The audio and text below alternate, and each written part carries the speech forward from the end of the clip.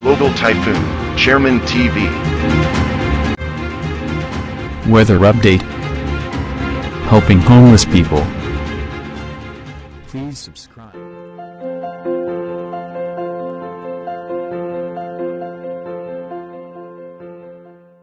Magandang umaga po, ito po ang latest update natin ngayong araw, October 30 to 2025. Patuloy nga pong lumalakas itong northeast monsoon o yung ating amihan na umaabot na nga po yan dito sa parte ng Ilocos region. Asahan nga po natin yung malamig na simoy ng hangin na may paminsan-minsan may isolated rain shower. Asahan naman po natin yung shear line, maabot nga po yan dito sa may parte ng Aurora, Metro Manila at ilang bahagi ng Bicol region at ng Mindoro provinces. Habang yung ITCZ naman o yung Intertropical Convergence Zone, apektado naman po niyan ang parte ng Visayas at ng Mindanao. Asahan nga po natin sa may parte ng Palawan, mataas ang tsansa ng pag-ulan. Kaya iba yung pag-iingat at paghanda nga po para sa ating mga kababayan. At ayon naman po sa latest update ng European Center, dito nga po sa minomonitor natin na posibleng sama ng panahon ay nagbago na naman po yung kanyang direksyon. Kaya iba yung paghahanda at pag-iingat para nga sa posibleng sama ng panahon na makakaapekto sa ating bansa. Dumako na nga po tayo sa ating advanced weather forecast.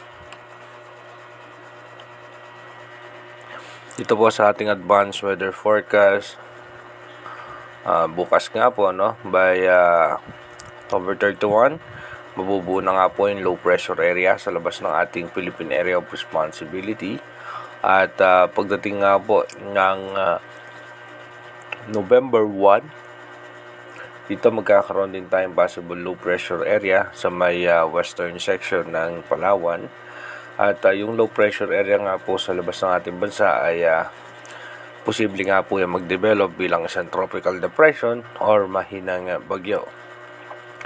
Pagdating nga po ng November 2, posible nga po mag-develop na po yan bilang isang tropical depression.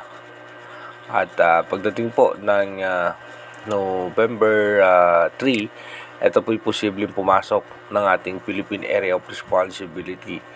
At pagdating naman po ng November 4, bilang isang bagyo, ito po ay nasa eastern section ng Visayas. At pagdating po ng November 5, ito po ay mas lalakas pa. At kung mapapansin nga po natin, ay didikit nga ng bahagya sa may parte ng eastern section ng Visayas. By